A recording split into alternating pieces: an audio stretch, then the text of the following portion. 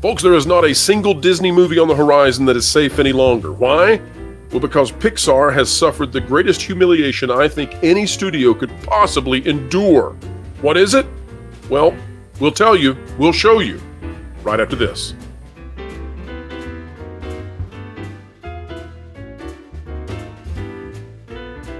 Hello, folks. Welcome back to the WDW Pro channel. A joy, as always, to have you join us, where we endeavor to explain entertainment and keep you ahead of the culture curve. Joining us to help do so is LW Ghost. Welcome back, sir. Hi. Hi. Wish it was better news, but that's life these days, right? In the land of mouse. If you're Pixar, it's low.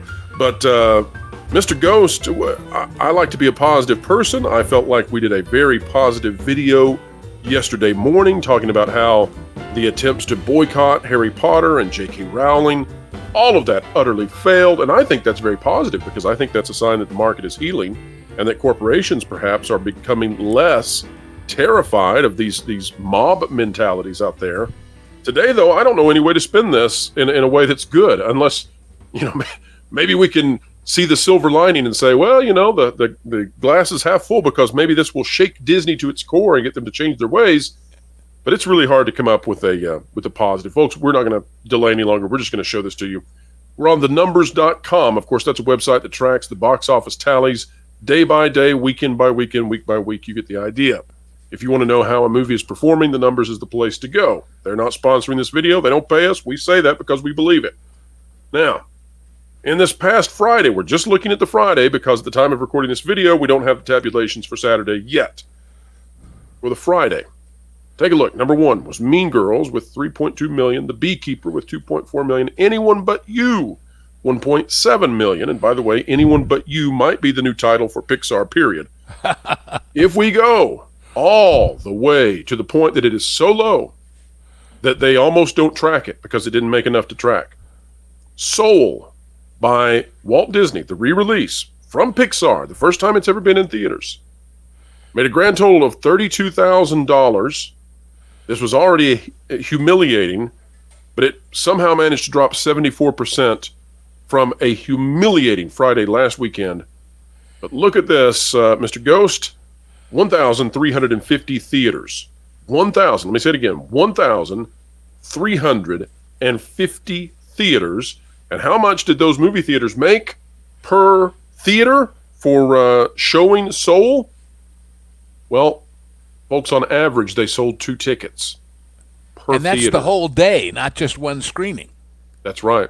2 tickets. In other words, they're losing money just by running the electricity in the theater by playing this movie. Mr. Ghost, you have been in the entertainment industry for decades.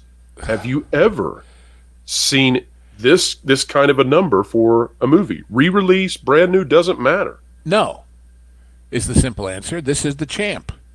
This is the when Disney does these things about the biggest movie in streaming this weekend and don't tell you that it was on Disney Plus, which is losing money. Well, they can say a record-setting box office for Soul. Yeah, but it's not a record you want. $24. So that's literally, on average, 2 people per day walk into the theater and sit down and watch Soul. And so one might assume then, Mr. Ghost, that this is probably one parent and one child. You're looking at a grand total of 1 family of 2 that attended this movie. Now, I want to go back for the audience, because this is a re-release. But again, when you're losing money just on the cost of the projector, this is a major failure. And like you said, this is the champ. We've never seen anything like this. And let's assume that parent and child or 2 people, let's assume they want to have something to munch on during this wonderful movie. I happened to go look at the AMC concession prices. And among the combos, there's something called a Bavarian Legend and a large drink. That's 1 drink, so you'd need 2 straws. That is $21.99. And when I asked somebody, I didn't know what a Bavarian, I assumed it was something pretzelish. I looked it up, and somebody defined a Bavarian Legend as, quote, a pretzel the size of a toilet seat.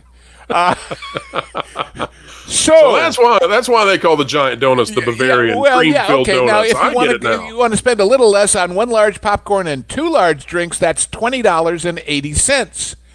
And somehow in that, of course, they're paying for the Bavarian whatever and the popcorn and the drinks and the kid to sell it to you. Somehow the movie is not exactly the source of joy for the theater, huh? Well, I mean, this is absolutely unbelievable in terms of the level of failure. So you and I were talking before the video. You had gone back and looked to see what was the prior worst of the worst, and you had come up with a film from Disney that you believe actually pulled relatively low. What was that film? That was The Emperor's New Groove's re-release. And per theater, what did that make? I think it was about $36 or $38. And that was the prior worst, right? Yeah. That was in January. By the way, people who say, "Oh, well, it's January. That's a slow season." That re-release in January of 2021, opening weekend, January 15th. Pardon me, $215 per screen.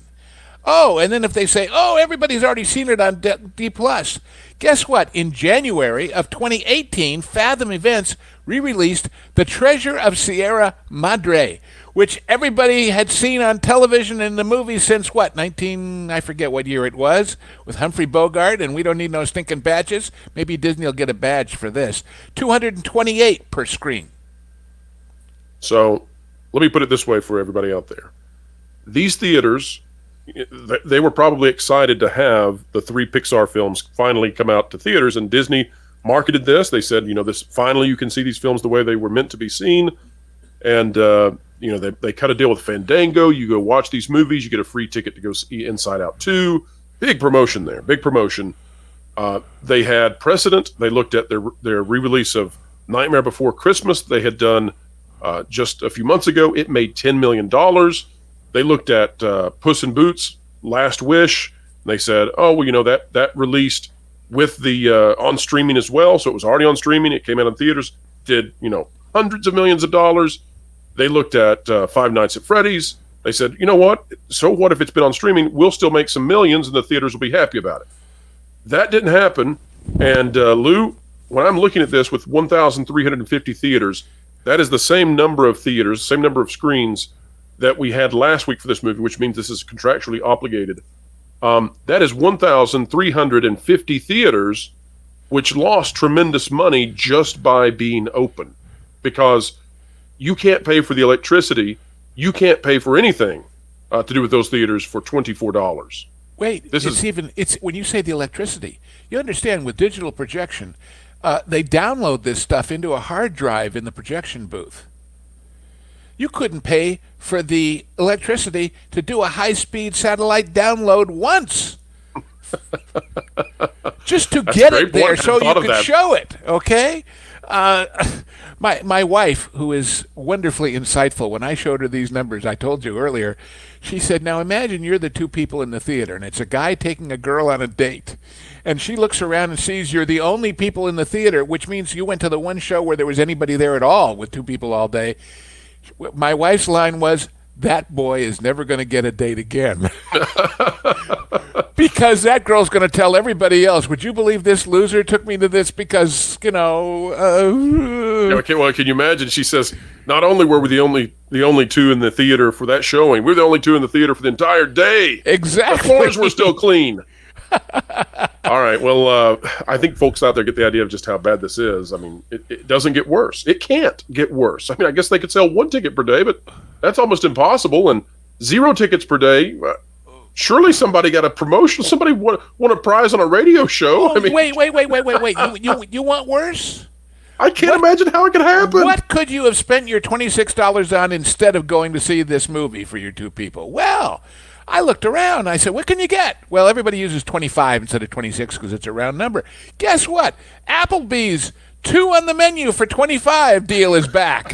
You can get a full-size appetizer like our buffalo boneless wings or mozzarella sticks and 2 entrees, including steak, for $25. This is clearly what Disney will use as their excuse. They did not foresee the competition from Applebee's coming for Soul. You can go to Sam's Club and buy food gift cards, $20 gift cards for $18.98 for Burger King, Domino's, Dickey's, Alamo. Hey, there's a theater, Alamo Cinemas.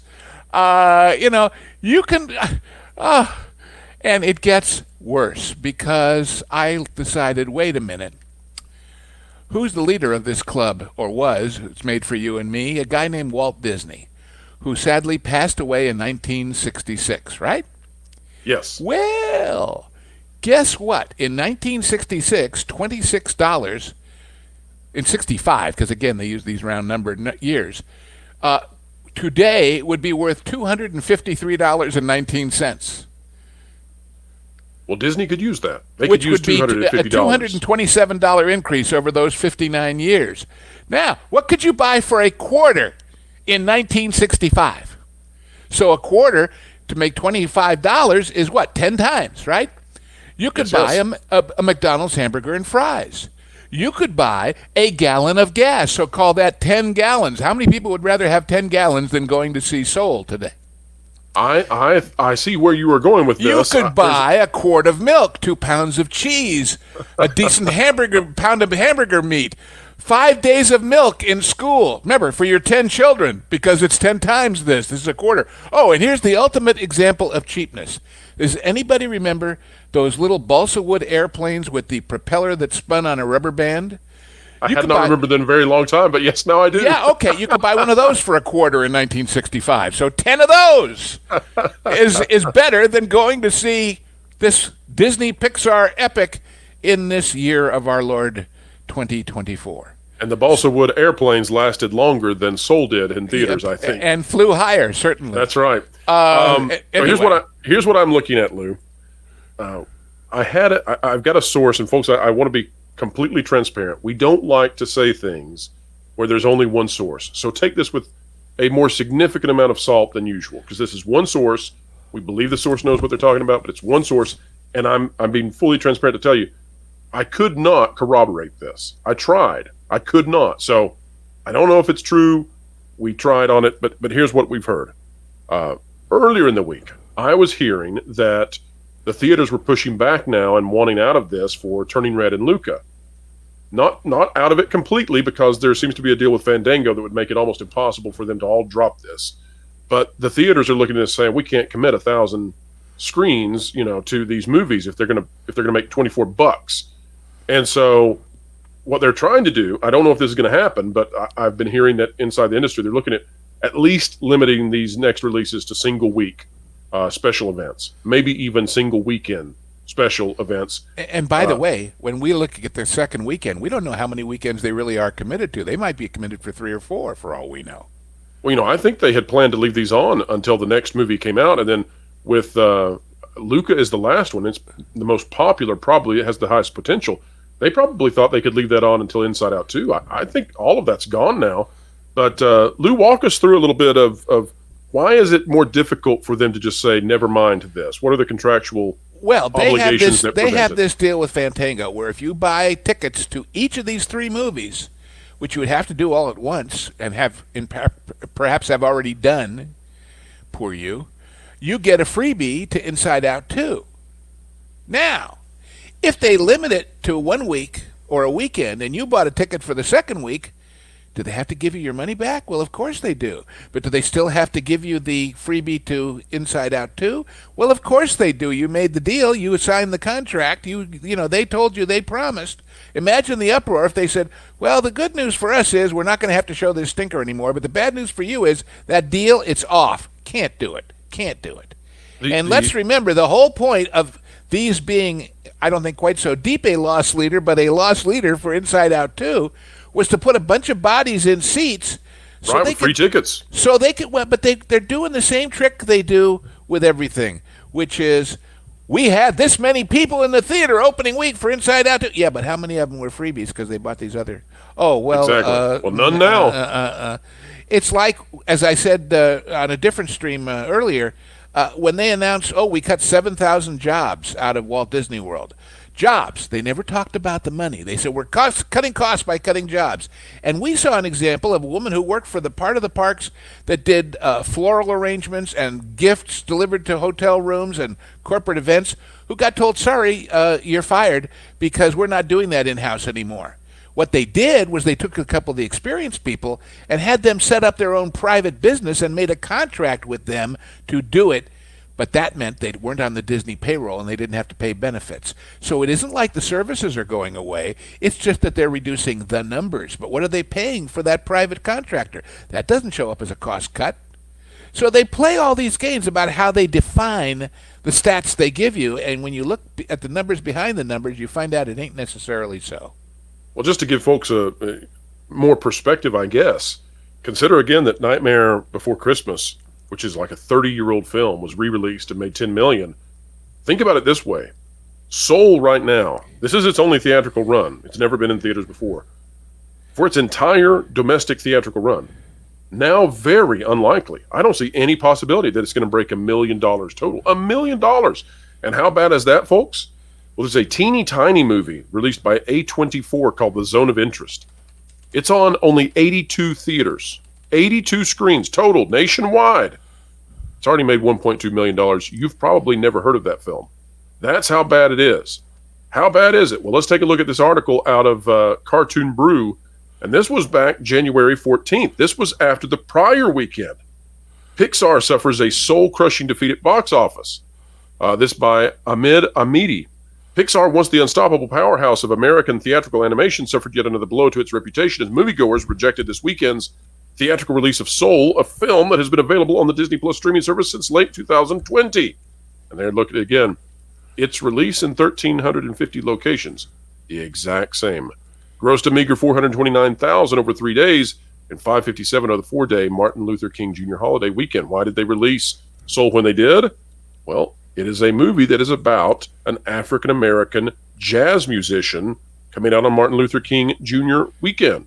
And it gives them a 4-day weekend to get numbers from if they do anything. And none of it. I mean, we're so beyond none of it working.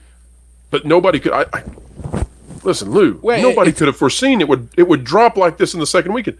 Look, they've got the $10 million thing here about Nightmare Before Christmas. This is insane. That this film, it's like 3 years old. Well, and another thing, you said maybe it couldn't barely quite make $1 million if everything went right from here on in. I can't see anyway. How much did Soul cost to make? Between 150 and 200 million. Now, what about other revenue? Well, the only other place it's been. It got awards, Lou. Well, but Critical the only other awards. place it's ever been is on Disney Plus, where there's no direct revenue, and it would be interesting to see from the day it debuted, whenever that was, to now, the relative membership numbers from Disney Plus, because we know they've been going down, not up. It did fine on streaming, but I have never thought that unless you're paying for something on streaming directly.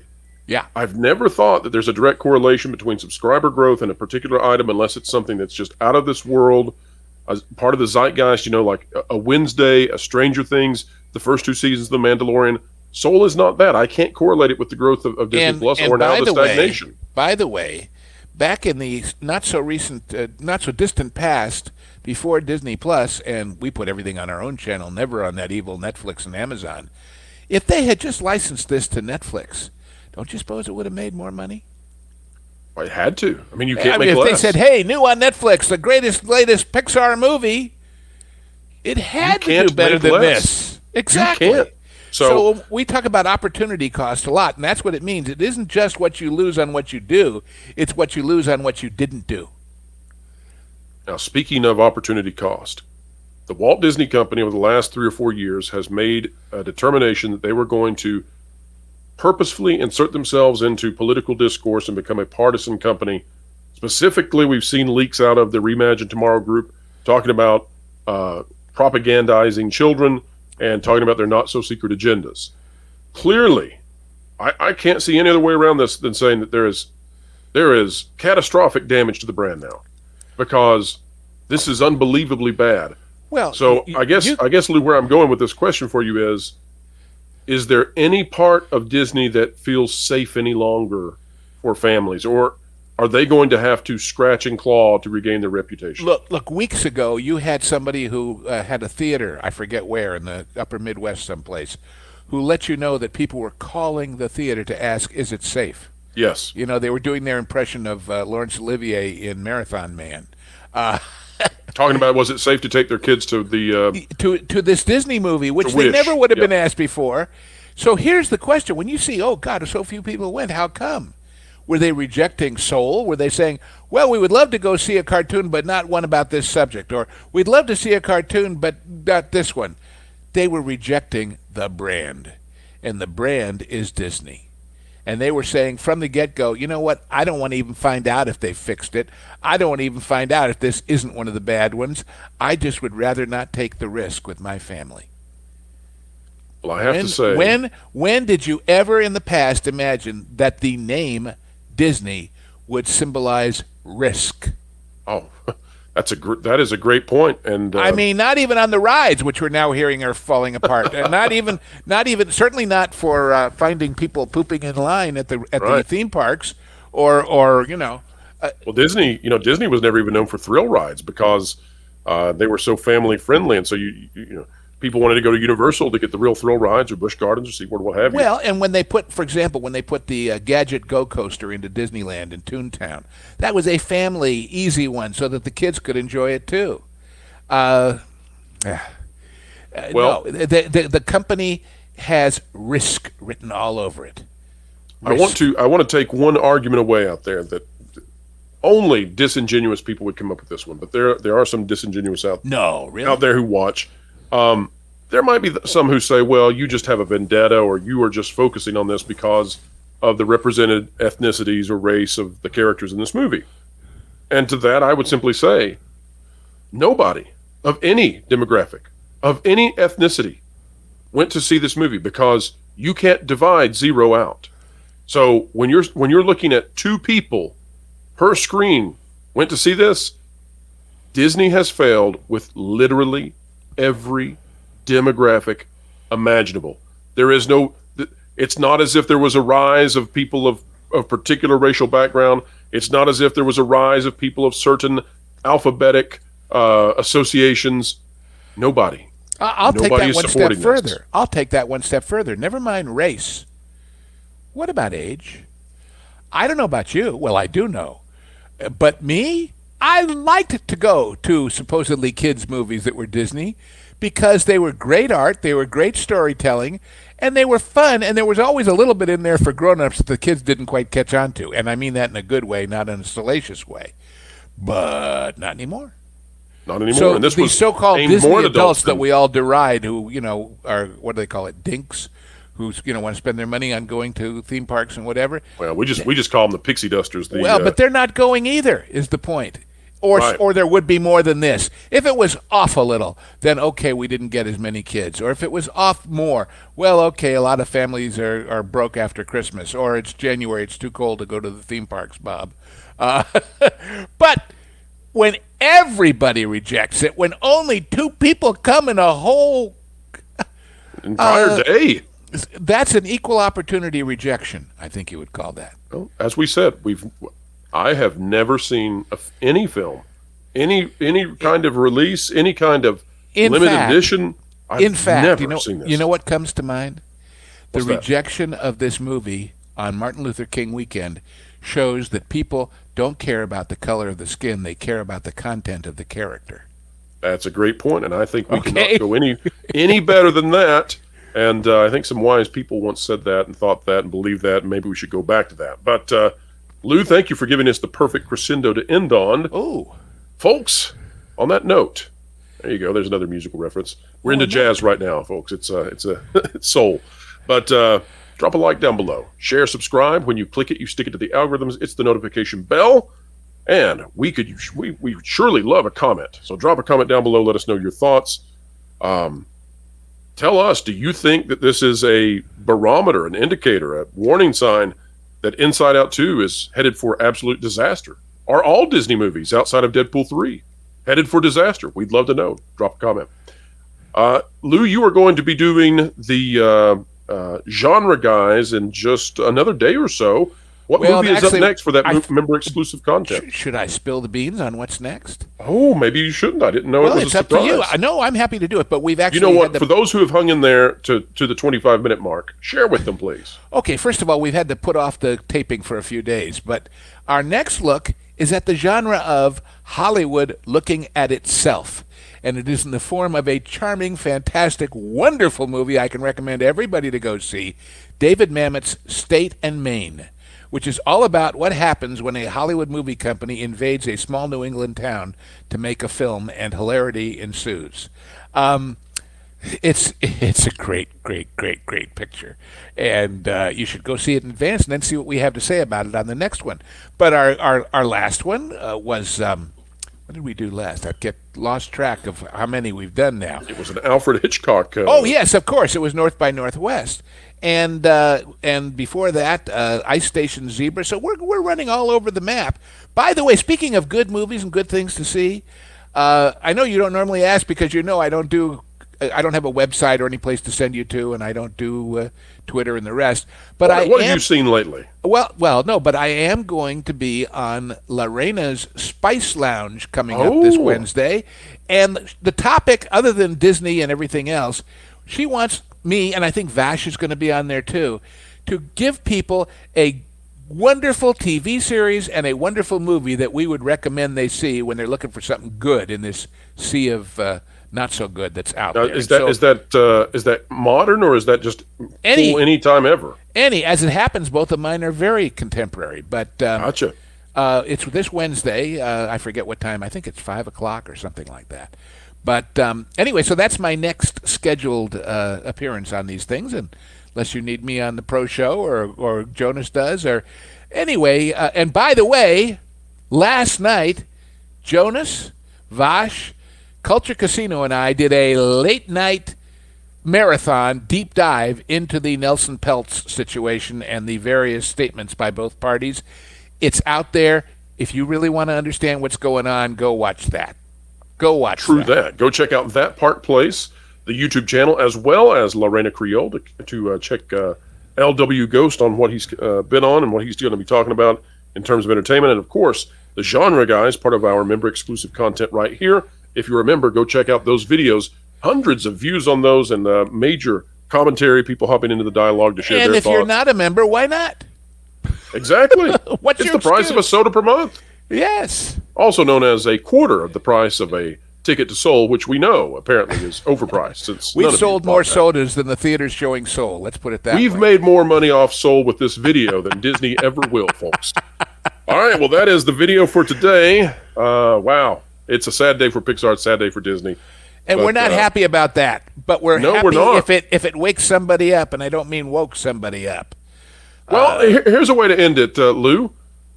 If you're thinking back for Pixar movies, I'm going to say that I think the best one is WALL-E, and I think the second best is Ratatouille. What do you give to the best Pixar film? Well, gosh, there's so many that I really like, but I would say the most recent one that I really loved, that I'm so disappointed that with something that popular, that great, and I've said this before, that's the best they could do for an attraction, was Moana. Moana. All right. I mean, we have nothing to say you're welcome for with that stupid water thing. Well, if you asked me what is the best Disney princess film, Moana is a strong contender for number one. Yeah, absolutely. Love that film. Can't say enough good things about it. It is a fantastic script and a fantastic performance by everyone involved, including Aliki Cravalho. Folks, that is it for us. We are done. We are out. And we'll see you next time. Wherever you are and whatever you're doing, keep learning, keep growing, and keep having fun. Say it ain't so. This just in. Disney lost money on another movie. Why, that can't be. I thought that John Lasseter fella over at Pixar was cranking out the latest hits, and Marvel was unstoppable, and Disney princesses were a thing, and Star Wars was a multi-billion-dollar money-making franchise. I overheard you talking about Disney, and wanted to let you know you're really behind the ball. If you were getting great articles from thatparkplace.com and subscribe to WDW Pro's YouTube channel, you'd actually be ahead of the culture curve and have entertainment explained.